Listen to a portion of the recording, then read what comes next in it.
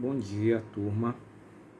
Então, dando início ao nosso segundo semestre, nós vamos começar a nossa aula com um assunto chamado quantidade de carga elétrica, que se encontra lá no capítulo 4 do nosso livro, tá? Então, vejam só, quantidade de carga elétrica. Quando nós falamos de quantidade de carga elétrica, nós temos que falar sobre dois princípios que nós temos aí dentro da chamada carga elétrica, tá? Que são os condutores, né? O condutor e o isolante elétrico. Tá? O que é um condutor elétrico? Um condutor elétrico ele vai ser aquele tipo de material que ele vai permitir a passagem de carga elétrica, tá? Dentro deste material. Tá? Então, eu vou ter uma carga elétrica que vai se movimentar dentro de um material, como o exemplo que nós temos aqui, que pode ser um fio de cobre, tá? Um metal. Tá? O metal ele é um bom condutor de elétrons.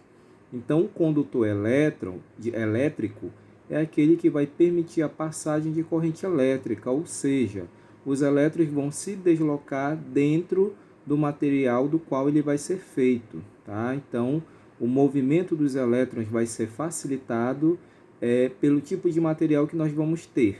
Tá? Como exemplo que nós temos aqui, nós temos o cobre, tá? Que é o principal constituinte dos fios elétricos que constitui aí as nossas residências.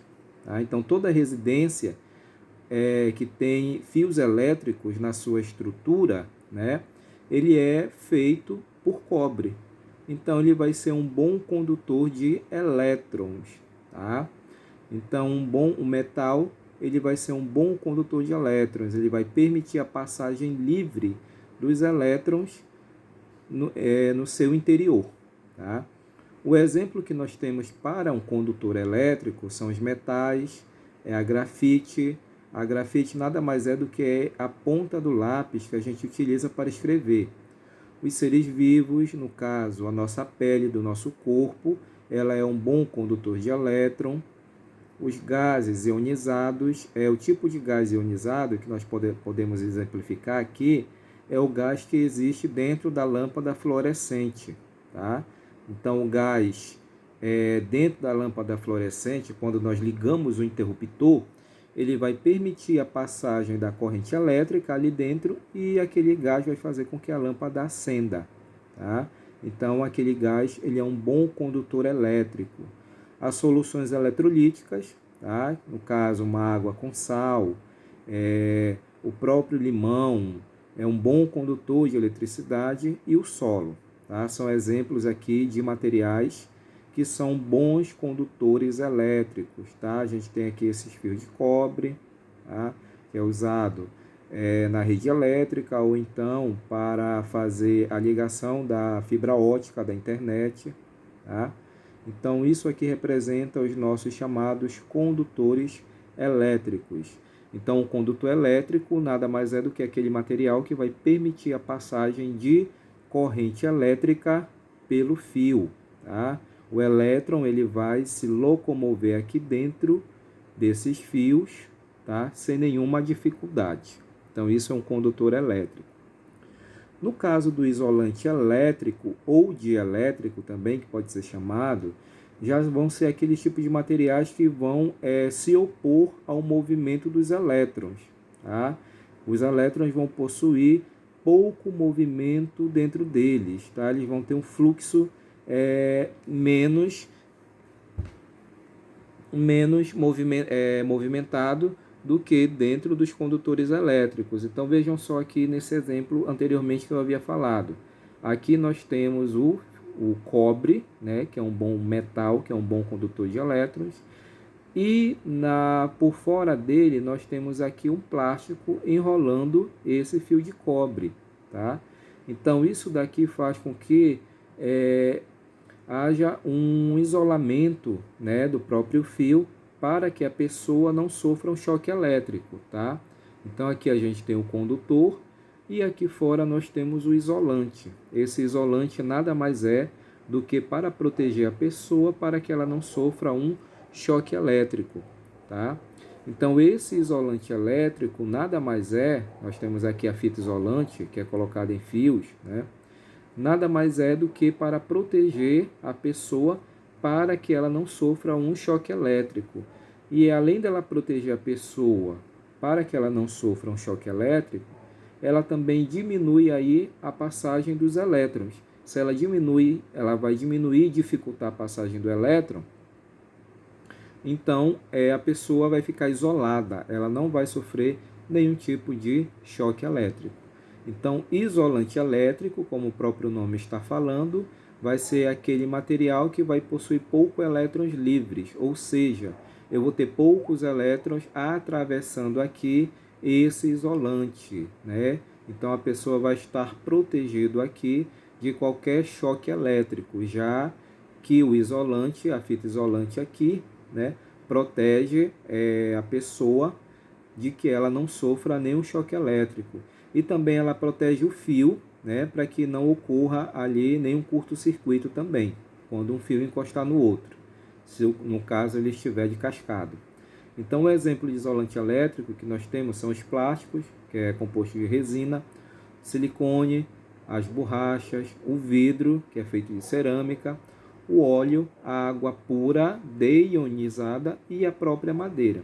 Lembrando que a água, ela é um bom condutor de eletricidade, mas para ela ser um isolante, ela tem que ser do tipo da água pura deionizada, que é a água que é preparada em laboratório. A água que nós usamos na nossa casa, que vem das nossas torneiras, a água de um rio, de um igarapé, se algum fio elétrico se cair, né, ali de um poste, por exemplo, ele vai transmitir a corrente elétrica para a água. Tá? Então, a água que a gente utiliza em casa, das nossas torneiras, a água mineral, tudo isso aí são exemplos de água que vai conduzir eletricidade. Tá? Somente a água pura, que é a água de laboratório, que ela vai ser um isolante elétrico, ela não vai conduzir eletricidade. Então vejam só, dentro da corrente elétrica nós temos a carga elétrica no átomo, tá?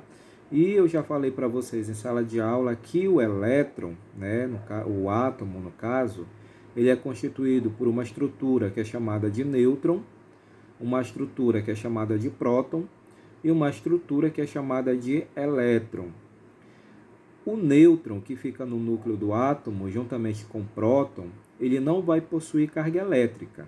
Tá? É a característica dele. Nêutron, ele não possui carga elétrica.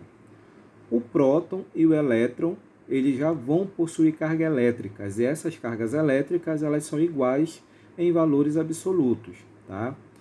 Tanto para o elétron quanto para o próton, eles vão apresentar esse valor aqui, que é 1,6 vezes 10 elevado a menos 1 coulomb.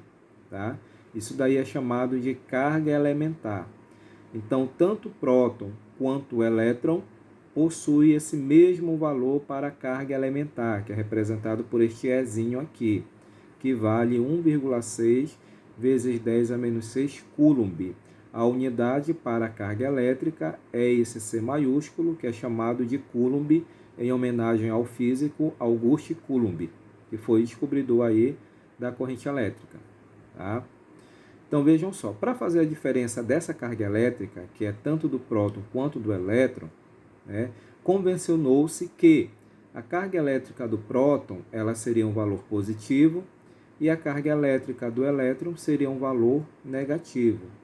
Então, o próton ele vai possuir carga elétrica positiva de 1,6 vezes 10 a menos 19 e o elétron ele vai possuir uma carga elétrica negativa de 1,6 vezes 10 a menos 19.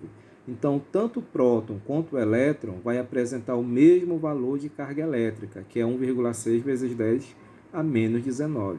Agora, a gente vai diferenciar os dois pelo sinal que eles vão apresentar. Próton é um valor positivo e elétron é um valor negativo. Tá? Mas o valor tanto para um quanto para o outro é o mesmo. A única coisa que vai diferenciar é o sinal. Próton é positivo e elétron é um valor negativo. Tá?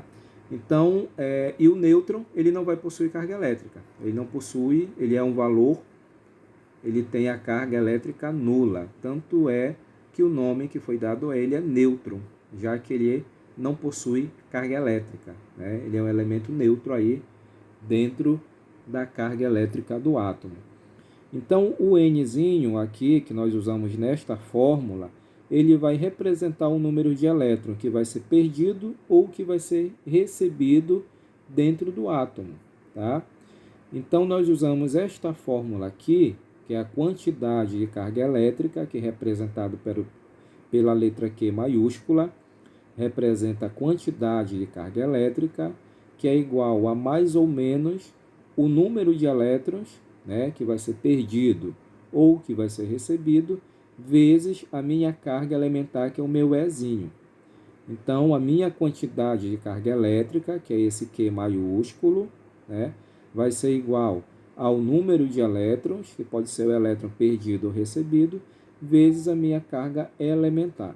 Então, aqui do lado, vocês têm o significado de cada letrinha aqui, sinal, né? O E é a minha carga elementar, o N é o meu número de elétrons perdidos ou recebidos, o sinal de mais é para o corpo, que vai ser eletrizado positivamente, e o sinal negativo era para o corpo eletrizado negativamente. Então, vejam só, quando eu tenho um sinal positivo, ele está indicando que eu tenho perda de elétrons. Quando eu tenho um sinal negativo, isso está representando que eu tenho ganho de elétrons.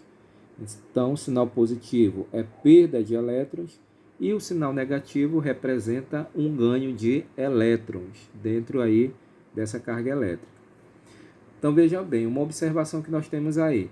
A carga elétrica de um corpo eletrizado, ela é chamada de quantizada. Tá? Por que ela é chamada de quantizada? Porque ela só pode existir como um valor múltiplo da quantidade mínima definida da minha carga elementar. Por exemplo, a minha carga elementar, ela vale 1,6 vezes 10 a menos 19, que eu esqueci de colocar o 9 bem aqui, perdão aí. Tá? Então, essa é a minha carga elementar. Para ela ser uma carga quantizada, este valor aqui só pode existir sendo em dobro. Tá? Então, para ela estar quantizada, ela tem que ser o dobro desse valor aqui. Então, o dobro desse valor aqui vai ser 3,2. Tá? Então, sempre ela vai existir em dobro. Eu sempre vou multiplicar isso por 2. Então, o dobro de 1,6 vai ser 3,2. Então, dizer que uma carga ela está quantizada, tá? Uma carga quantizada é quando a minha carga elementar vai ser representada pelo dobro do valor original dela, que é 1,6. Tá? Então, nós temos também o que é chamado de subunidade. As subunidades, nós temos aqui o milicoulomb, que é representado por 1 vezes 10 a menos 3 coulomb. Nós temos aqui o nanocoulomb, que é representado por 1 vezes 10 a menos 9. Nós temos o microcoulomb, que é representado por 1 vezes 10 a menos 6. E o picocoulomb, que é 1 vezes 10 a menos 12. Então, essas daqui são as subunidades que nós utilizamos também para acrescentar nos nossos cálculos aí. Tá? 1 milicoulomb, ele vale 1 vezes 10 a menos 3. 1 nanocoulomb, ele vale 1 vezes 10 a menos 9. 1 microcoulomb, ele vale 1 vezes 10 a menos 6. E 1 picocoulomb, ele vale 1 vezes 10 a menos 12. Então, a gente vai resolver este exemplozinho aqui para nós vermos como é que se comporta esse tipo de questão para a gente resolver. Então, olha só. Qual a carga de um corpo que perdeu 2 bilhões de elétrons? Então, ele quer saber a carga, o valor da carga. Se ele quer saber o valor da carga, ele está querendo saber o valor do meu Qzão maiúsculo. Tá? Ele está falando que esse corpo perdeu 2 bilhões de elétrons. Tá? Se ele perdeu 2 bilhões de elétrons, outra coisa. Para eu calcular o valor dessa minha carga, que ele está querendo aqui, eu preciso da minha carga elementar. O valor da minha carga elementar é 1,6 vezes 10 a menos 19. Tá? O valor desses elétrons que ele perdeu aqui, que foi de 2 bilhões, vai ser o valor do meu N. Tá? Então, 2 bilhões aqui é o valor da carga de elétrons que ele perdeu. Então, se eu tenho o valor do meu N, se eu tenho o valor do meu E, que é a carga elementar, e eu tenho o valor do meu N, eu posso jogar esses valores direto na fórmula. A minha carga ela é igual ao meu número de elétrons vezes a minha carga elementar, que é o Ezinho. Então, o meu Q é o valor que ele está querendo, que é a carga aqui. Qual a carga? Né? Então, o meu Q ele vai continuar. O N é 2 bilhões. Então, no lugar do N, eu vou colocar 2 bilhões de elétrons. Vezes a minha carga elementar, que é o meu Ezinho, que vai valer 1,6 vezes 10 a menos 19. Então, vejam só. Esse valor da minha carga elementar, bem aqui no final, 10 vezes 10 a menos 19, é uma potência. Tá? Eu tenho uma potência. Então, esse valor, que é os meus 2 bilhões que eu tenho aqui, também eu vou colocar ele em forma de potência, que é chamado de notação científica. Então, vejam só. Para eu colocar esse valor em notação científica, eu vou repetir o 2. Eu repito o 2. Eu tenho 6 zeros aqui que representam os 2 bilhões. Eu tenho 6 zeros. Tenho 1, 2, 3, 4, 5, 6. Então, eu vou repetir o 10 aqui. E esses 6 zeros que eu tenho aqui, eu vou colocar como sendo o expoente da minha base, que é a minha potência. Então, vai ficar 2 vezes 10 elevado a 6. 2 vezes 10 elevado a 6 é a mesma coisa que 2 bilhões, só que aqui ele está representando em notação científica. Esse 10 elevado a 6, ele está representando esses 6 zeros que nós temos aqui. 1, 2, 3, 4, 5, 6. Então, se são 6 zeros que eu tenho, eu vou representar o 6 em cima da minha base aqui, que é o 10. Então, eu tenho essa potência aqui, que é igual a esta outra potência aqui. A mesma base que eu tenho aqui, que é 10, é a mesma base que eu tenho aqui. Então, eu já posso resolver esse produto aqui, que é essa multiplicação. Então, vamos lá. Então, olha, 2 vezes 1,6 vai dar 3,2. Eu repito a minha base, que é 10 elevado a 6, está aqui. E eu repito a minha base, que é 10 elevado a menos 19, está aqui. Então, aqui eu tenho uma propriedade lá da matemática da sexta série, que é chamado de potência de mesma base. Eu tenho duas potências aqui que têm o mesmo valor na base. Tá? Eu tenho a mesma potência aqui de mesma base, que é o 10 e o 10. Quando eu tenho esse tipo de potência de mesma base, eu vou conservar a minha base. Tá? Eu conservo a minha base. O que é conservar? Eu repito ela só uma vez. E eu vou somar os expoentes que eu tenho aqui em cima, que no caso é o 6 e o menos 19. Como esse valor aqui é positivo, 6 positivo e aqui é menos 19 negativo, significa que eu vou subtrair esse valor aqui em cima. Eu vou repetir o 3,2, repetir essa base, que é o 10, e vou subtrair esse valor que eu tenho aqui em cima. 6 positivo, menos 19 negativo. Então, resolvendo isso aí, eu repito o meu 3,2 vezes a minha base, que é 10. 6 positivo menos 19 negativo vai dar 13 negativo. Então, o valor da carga que ele está querendo aqui é 3,2 vezes 10 a menos 13 coulomb. Tá? Então, aqui está o resultado da minha carga que ele está querendo. Tá? Esse aqui é o valor da carga. Então, é desta forma que nós resolvemos os problemas que vão envolver carga elétrica. Tá? É desta forma aqui.